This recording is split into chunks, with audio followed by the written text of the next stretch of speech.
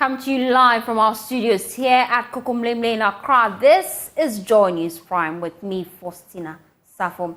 Coming up this evening, officials of the National Disaster Management Organization makes frantic efforts to rescue some workers of G-Omini Quarry site at Shama in the western region who are still trapped under rubble after the explosion at the quarry site last dawn. Also, Ghana Cocoa Board optimistic the upward adjustment of the farm gate price of cocoa beans by 63.5% will help discourage cocoa farmers from selling their arable lands to illegal miners. Also, political risk analyst expresses worry about what he describes as a growing trend of deep partisanship in sensitive public institutions, including constitutionally mandated ones. All this coming up in the next 30 minutes. This is JoyNews Prime. We're live on Google Podcasts, Apple Podcasts, Spotify, and all our social media handles. We're JoyNews on TV. We're also live on DSTV channel 421 and GoTV channel 125. Please.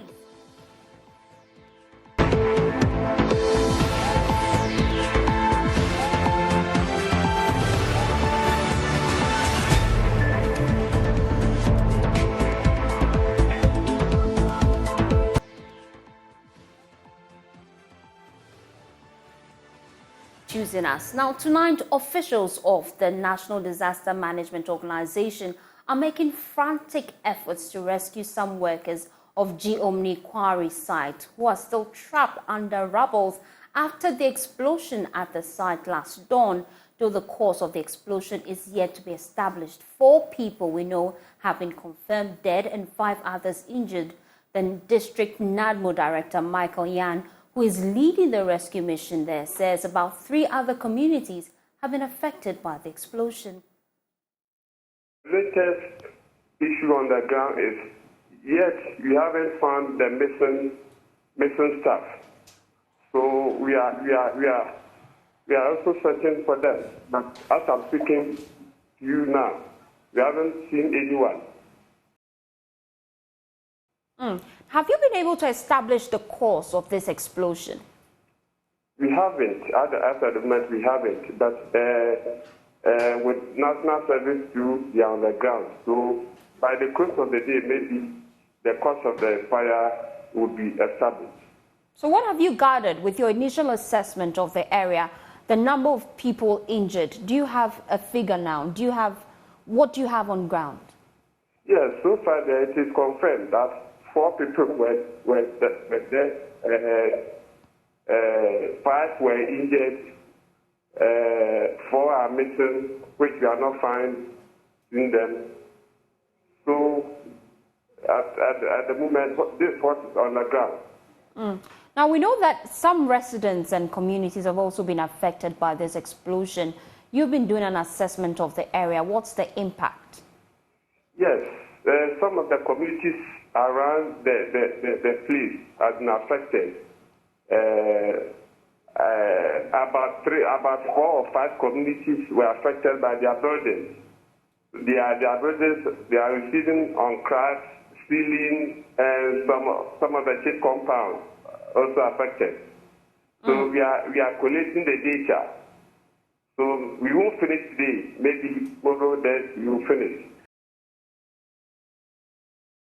A member of parliament for the area, Samuel Ericson Abeka, who has been on the site all morning assessing the extent of damage, says they're still searching for the owners of the quarry site, who are Chinese nationals, even as the police commence investigations into the cause of the explosion. We've seen 4 Chinese are missing, but you can't say for sure whether they are the run or they have buried by the rubble. So investigation is still ongoing.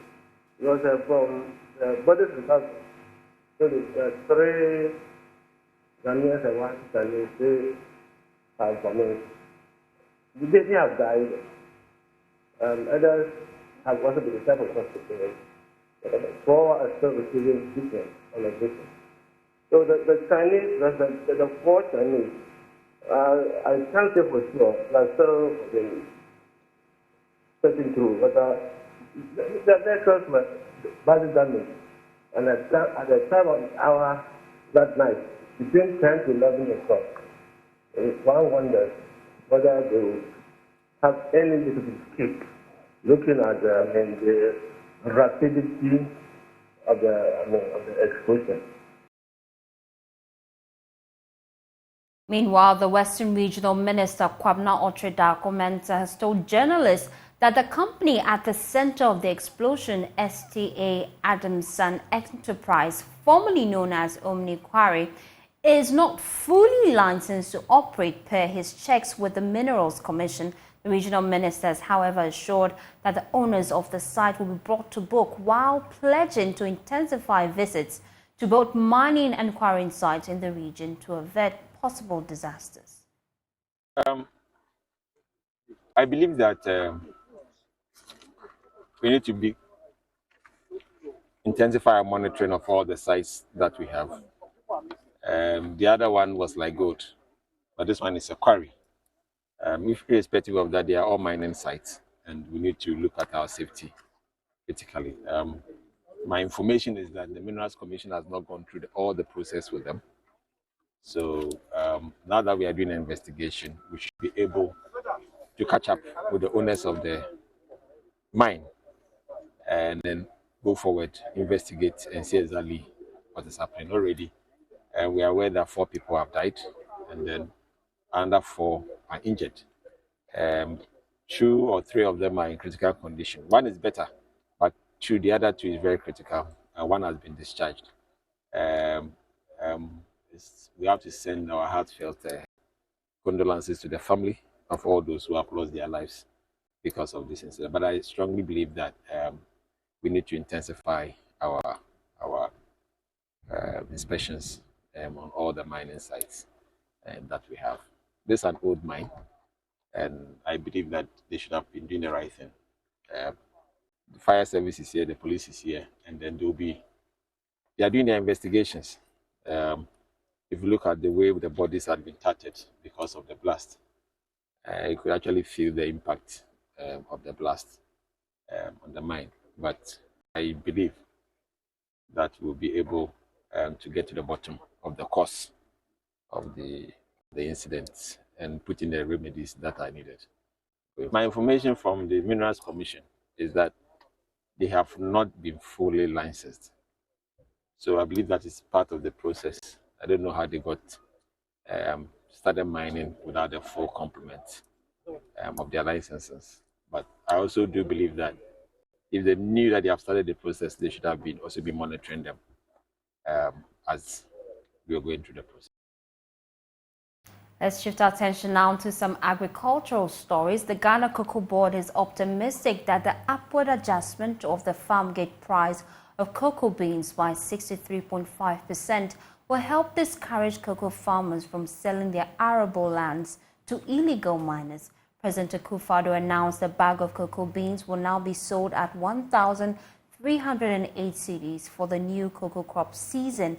The increment comes after cocoa farmers intensified calls for an upward review of cocoa prices to prevent the prevalence of smuggling of the produce to neighboring countries, as well as farmers turning their farmlands into galamsey sites. We'll hear from the head of the Public Affairs Unit of Cocoa Board shortly.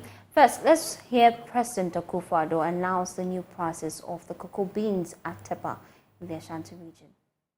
Until recently, international prices of cocoa have remained relatively low and made worse by COVID-19. In spite of this, Cocoa Board and government have been taking the very hard decision of increasing producer price of cocoa. Cocoa prices have increased from 7,600 cedis per ton in 2016 to 12,800 cedis per ton in 2022, a significant increase of 68%. This has had an adverse impact on Cocoa Board's financial performance. However, the sustainability of the entire industry hinges on a well-remunerated producer. who's willing to invest in business only with the certain that government will pay the appropriate price. The international market is beginning to pick up, and government, in keeping with our promise to our gallant cocoa farmers, has today increased cocoa prices from 12,800 cedis per ton to 20,943 cedis per ton, or 1,308 cedis per bag. That price is 70.5% of the gross FOB price and is equivalent to $1,821 per ton. It is the highest to be paid to cocoa farmers across West Africa in some 50 years. With the predicted stable prices above 2,600 United States dollars threshold, government will continue to honor our farmers with good prices in the years ahead. Indeed, better days are ahead. Well, we can now hear from the head of public affairs at Cocoa Board, Fifi Bafo, who is optimistic the upward adjustment of cocoa prices will help curb the smuggling of cocoa beans to neighboring countries.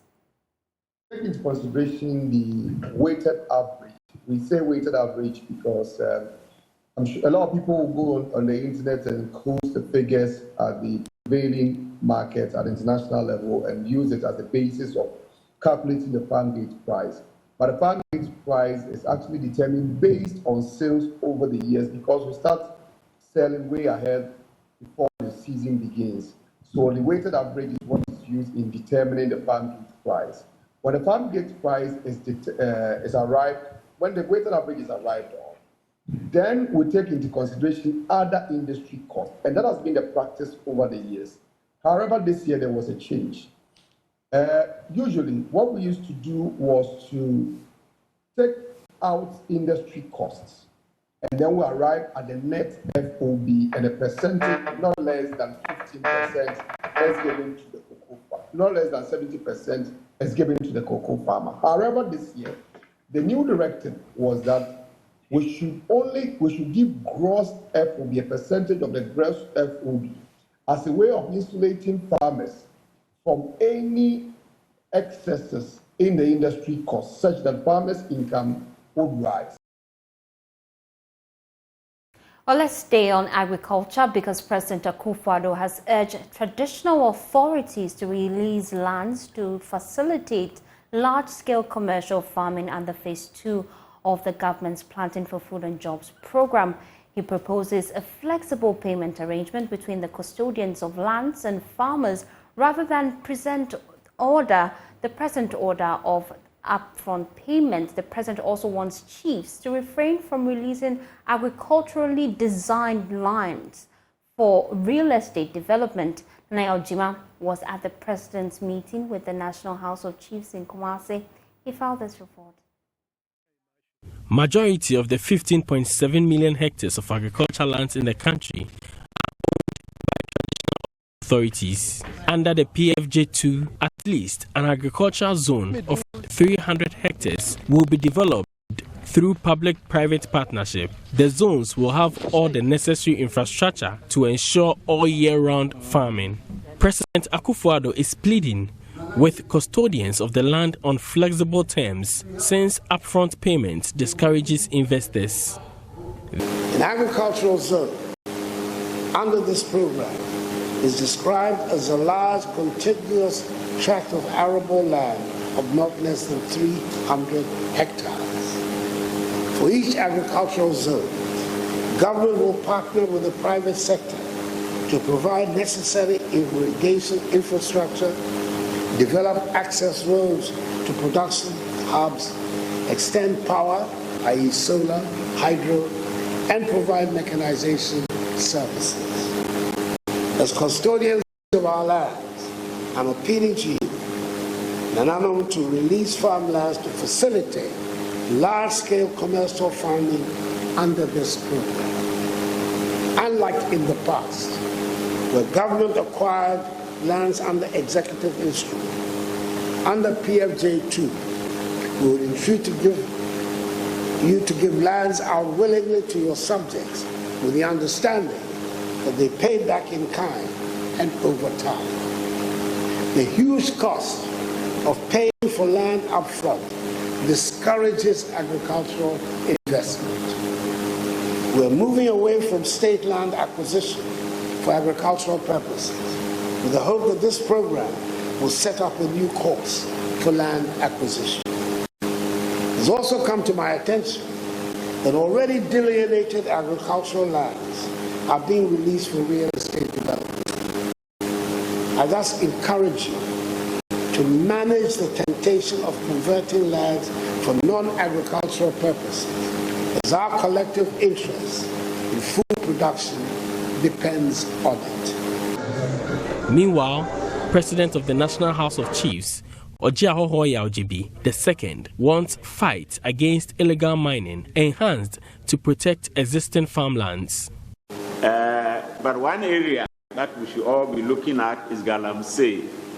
As much as possible, we should also try to check Galamsey. Otherwise, the existing farms will be destroyed. Nana President, we thank you for your address. Nana President is asking for what? Land. Land to produce food to feed ourselves. Land to produce produce for our industries. Land to give jobs to our people. For Joy News, Nana Aljima reporting. You're watching JoyNews Prime with me, Faustina Safa. We're taking a quick breather. When we return, we'll tell you about a political risk analyst who is expressing worry about what he describes as the growing trend of deep partisanship in sensitive public institutions, including constitutionally mandated ones. Do stay with us.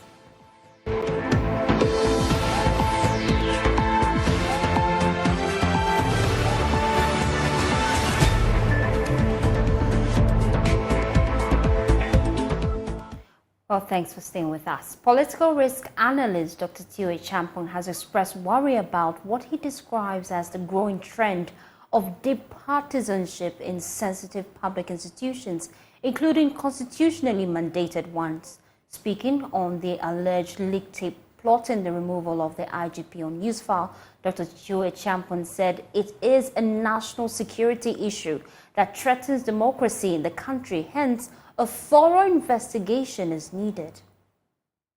In all of these contestations and things we're watching on TV, it shows you the deep partisanship and the extent to which almost all of the key institutions in this country, including the constitutionally mandated ones, have all been, infested with this idea of, the partisanship, NDC, MPP, and to have, a senior police officer on tape make serious, allegations. But I think that is really one of the big things that we should take away from all of this, beyond the treachery and the conspiracy to get the IGP out. The idea that, somebody who is connected or affiliated to one party can come in and use the instruments and institutions to, favor one side against the broader collective will of Ghanaians. That, for me, is a very serious national security issue that goes to the heart of the constitutionalism that we're practicing. Well, amidst calls for the IGP to be invited and interrogated by Parliament's ad hoc committee, a former chairman of the Constitutional and Legal Affairs Committee in Parliament, Inusa Fasenu, disagrees. He argues that the committee's work concluded with the tape authentication by witnesses. The terms are clear. You see, when a committee of the nature that is probing this issue now takes on many issues, the remit of the committee now becomes at large. I think you should respond to my question. What is relevant is that they've established, one, that tape is authentic, except that portions of it have been doctored. So its authenticity has been established. Do you believe in those claims that portions have been inducted? I don't even believe in them. I don't believe in them. And two, so the competition of NL is where now. And two, the veracity of the conspiracy has been established beyond doubt. Alex Benson says, look, it's not today that I started lobbying for that position. And I went to Bugrinabu. Asar says, look, even Bugrinabu directed us to Malams. Conspiracy has been established. Wow, that's how we wrap up the bulletin here on JoyNews Prime. My name is Faustina Safo. For more news, please log on to myjoyonline.com. Up next is The Probe with MFA Apau. Do stay with us.